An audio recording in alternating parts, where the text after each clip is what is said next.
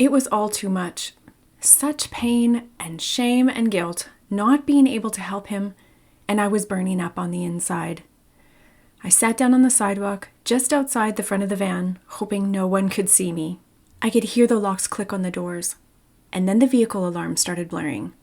Now everyone was alerted and aware, inside the restaurant and out, that my life was out of control, and I had no real idea how to help my son. My chaos was there for all to see. If you're tired of feeling helpless during your son's meltdowns and isolated by the stress it brings to your family, and you want simple steps to open communication, reduce outbursts, and bring more peace to your home, you're in the right place. Hey, I'm Cynthia, wife and boy mom. I remember having a child who looked typical, but spent hours falling apart at home. I learned how to stay confident during the stress of meltdowns and build connection without resorting to heavy-handed parenting. If you're ready to reduce the meltdowns and aggressive behavior and finally see that what you're doing is actually helping, then grab my hand. I am the mom you've been waiting to meet.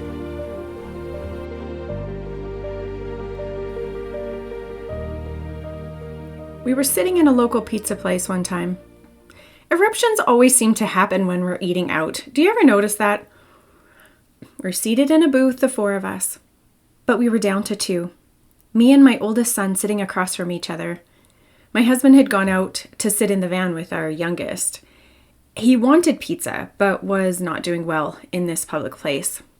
When things go upside down in front of other people, it's almost impossible not to feel the sting of embarrassment and the weight of judgment. I was aware of the other people in the restaurant.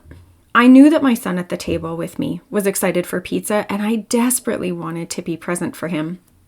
I watched as he put his elbows on the table, rested his chin in his hands, patiently waiting to eat. My breathing was shallow, my shoulders slumped, and as much as I tried to concentrate on him, I couldn't help but look out the window to see how my husband was making it out in the van with our youngest. Just a few minutes earlier, we had traded places. He was in the restaurant and I was in the van. It had been like a war zone. I thought my front seat was going to be broken after all the kicking and pounding on it. My arms scratched up and my face spit on.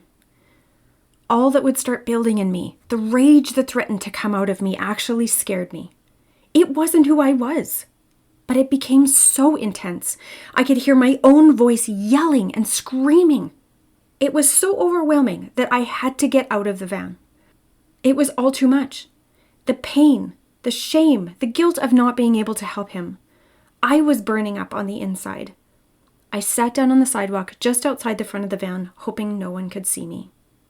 I could hear the locks click on the doors, and then the vehicle alarm started blaring. Now everyone was alerted, aware that my life felt out of control and I had no real idea how to help my son. My chaos was there for all to see. That's when my husband came to turn off the van alarm and swap places with me. I locked my eyes to the floor in the restaurant and followed the pattern on the rug back to the table with my oldest son. My heart still pounding, my cheeks burning, I sat to wait for the pizza, wondering how the rest of this evening was going to go. But my thoughts were interrupted by a voice across the room. Someone I didn't know. A face I did not recognize. "You're doing the right thing." I am trembling as I process her words, scanning for what I expected to hear, something about what I'm doing, what I'm not doing, should be doing, or that I need to do something about his bad behavior. She spoke again. "You're a good mom. You are doing the right thing." I don't remember responding much. I don't think I could. So I just nodded to acknowledge that I did in fact hear her and parted my lips to form a weak thank you. I wanted to hug her. I maybe even wanted her to hold me for a minute, somewhere to put the pain of all that had just happened, something to bring back all that was stolen from our beautiful family outing. Because the truth is, the explosions, the days of disaster, as I sometimes say, they take a toll. Appointments and school missed, fun occasions brought to a screeching halt, and trips filled with intense screaming. As a mom, you feel the weight of it all. Feeling like all that you put in to help him is not working. the time you miss with your other child, and how all of this affects them. The stress this puts on your marriage. Wow, that's a lot. And it's in moments like that, the ones that leave you shaken and questioning everything, that I started to realize there was a few things I needed to hold on to get through. So here are 3 things you can hang on to during these very difficult days and moments. The first one is this: there is no one more qualified than you. No doctor, psychologist, or specialist knows the ins and outs of your son like you. They can certainly help in varying degrees, but you are the one who sees the patterns. You are the one who knows what happened before the meltdown, what calms him, what makes it worse. You are the one in everyday moments, not just the appointments.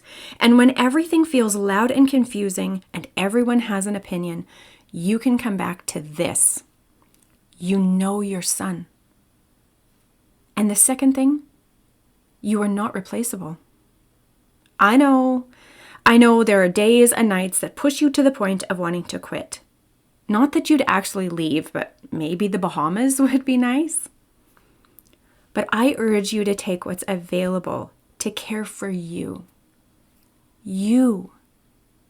I remember frantically tying my shoes when my husband got home from work, tears streaming down my face, and heading straight for the nearest walking trail. My go-to was nature and open sky. What is yours? Go do this as often as you can. It's imperfect and not always planned out, and that's totally okay. And if you are cringing a little, thinking that this is just another suggestion to take care of yourself and wondering, this doesn't solve everything, you're right. It absolutely doesn't. But it's an integral part of what helps you stay above just living in survival mode. And the last one, it doesn't have to look a certain way. Your family unit is as unique as the people in it. Let that blend of differences actually bring you comfort. If you couldn't see all the outside advice, all the to do this and to don't do that, and you just leaned in and believed for yourself what that woman in the restaurant shared with me, you are doing the right thing. You're a good mom. Let this truth wrap around you and hold you tight on the hard days. Say this with me. There is hope and a bright future ahead for me and my son. There is hope and a bright future ahead for me and my son. And if you want to grab my hand so we can do more of this together, reach out and send me an email. I would love to hear from you.